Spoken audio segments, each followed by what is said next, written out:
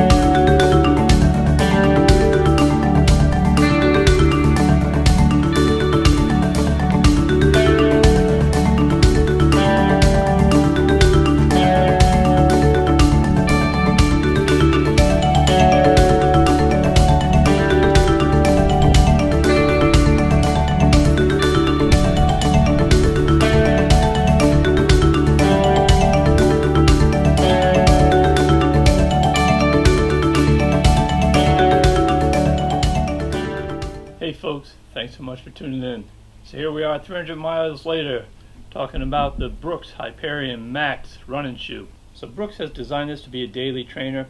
I go into a lot more detail about the shoe itself in my initial impression video.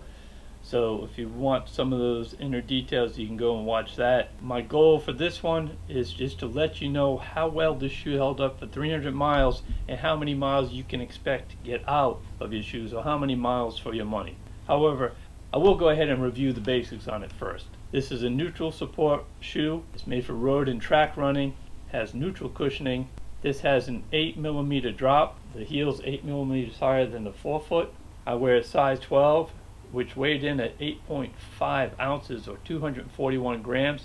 So this is the lightest shoe that I've worn to date. I found that it was true to size. I rated it a D for sustainability. They talk about how this rubber outsole on the bottom is a green rubber design made with the environment in mind. So that's the only details they give you. I don't know if the rubber itself is made from some sort of reused, recycled components, or the fact that it's just made to last longer so you keep your shoes longer. I don't know, but at least they talked about it somewhat, so I'm giving them a grade of D. And finally, this cost $170. My favorite thing about the fit on this shoe was right here through the midsole. I have narrow feet, so I usually find I'm always swimming in shoes, but this one locked me in nice and tight here. I really thought it had just the right amount of padding throughout. The toe box was a good size. Now, the one thing that I did not like about it, and this is a big thing, I couldn't stand it, is on this tongue. This is a non-gusseted tongue. And invariably on several runs, and if you see when I pull this, how the tongue starts to fold over a bit. So I would always, with that in mind, I'd try and straighten it out on my runs. Usually I would get it right, but if you look all the way down the shoe, it's just that laser cut on the side. Invariably there were going to be runs. There were runs where it would flap over, and you wouldn't notice it at first. It'd feel fine, but then once you're many miles into it, or even at the end, I could feel it rubbing, and I got a hot spot. So I've never had that issue with a shoe before. Easily fixed if they would just gusset this tongue. Or do something better about that cut. I can't imagine I'm the only one that this is a person who's had this issue, but it's kind of a big issue. So it's not like you can just throw them on your feet and run with them. It takes a good bit of adjusting, sliding it back and forth, just to make sure that that thing is flat. What intrigued me most about this shoe right off the start was just that shape. I mean, it has this big curve in the front as well as this big angle here on the back. being the heel striker I am, I was really curious about how this one was going to feel when I was running. Now I'll say, if you're just standing around, not so much my loss, but if you're standing there, sometimes, not that you roll backwards, but you can feel that that it's cut a little bit shorter. But once you're out running with this shoe, it felt exactly the same as every other shoe. And probably even more importantly, the more I ran with this shoe, the more I liked it.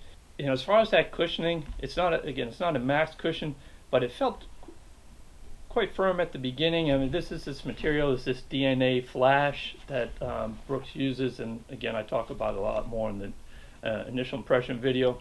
Yeah, it felt quite firm when I first had it, but the more I wore this shoe, I think it kind of breaks in and just kind of curves more and then forms more to your foot.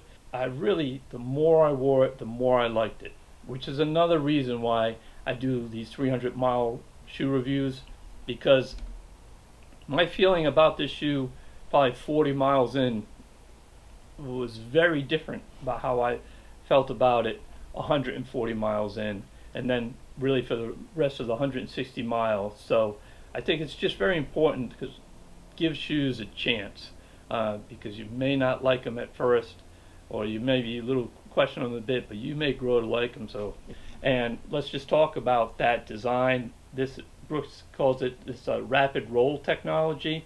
You know, I put my shoes in two different types of categories. We have the snappers, ones with plates in them, and as you load up, as you hit the ground, you kind of hit your forefoot and they load up and the plate snaps you forward.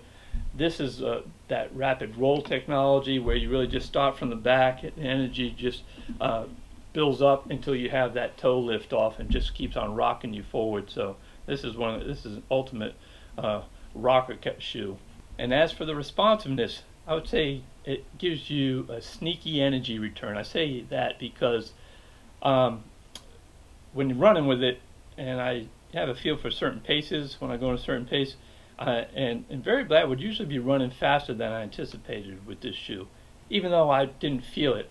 Generally you can feel it when you're getting more energy return, but not this one. Just kind of snuck it in there. So that's always a good thing when you end up going a little bit quicker than you anticipated. And I thought that sneaky energy return stayed consistent throughout all 300 miles. So I ended up liking this really for all my different runs, not just the tempo ones, but in the end I enjoyed using them on some of my longer base runs. Probably the only time that I was anxious to get it off my foot was I wore this in the Mesa Falls Marathon, which had several miles on different terrain. Just felt by the end of those 26.2 miles I'd had enough. And by the way, if you're new to the channel, not besides the shoe reviews, we post all our race videos as we're trying to race the nation. We do race in every state, and Mesa Falls is in Idaho, so we'll probably be posting that one in about 3 weeks or so. So go ahead and subscribe so you can check it out. As for that grip and wear, so the grip, I put it slightly above average. I thought it did a nice job of channeling water.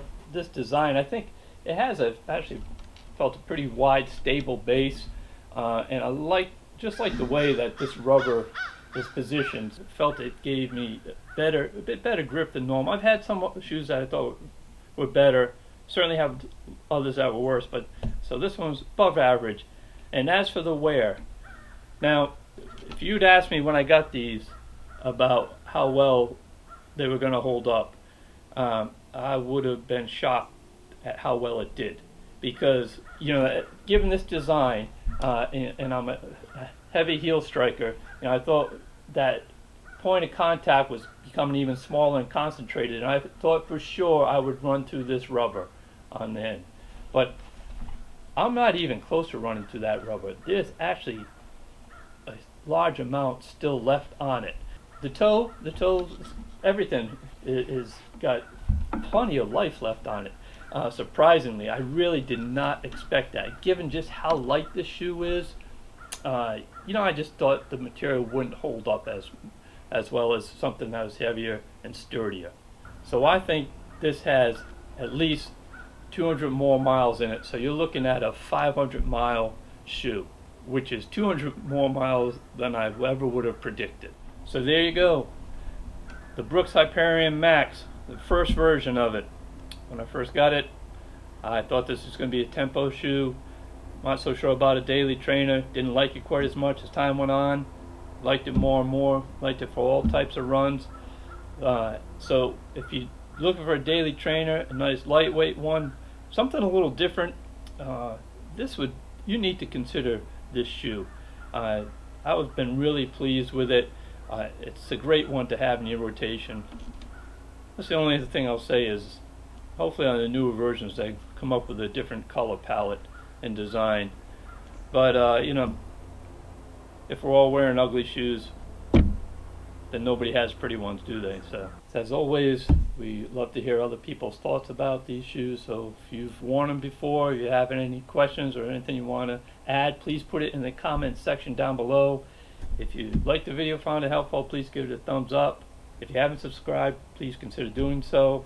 Besides these shoe reviews, we do state races, as well as we got an international race coming up, the Great North Run in Britain. We'll be talking about that one. And as far as shoe reviews, you know, we don't post as often as other people because it takes me a while to put 300 miles on this, but we're hoping that what we put out there, people find it interesting and helpful content. So again, thanks so much for watching.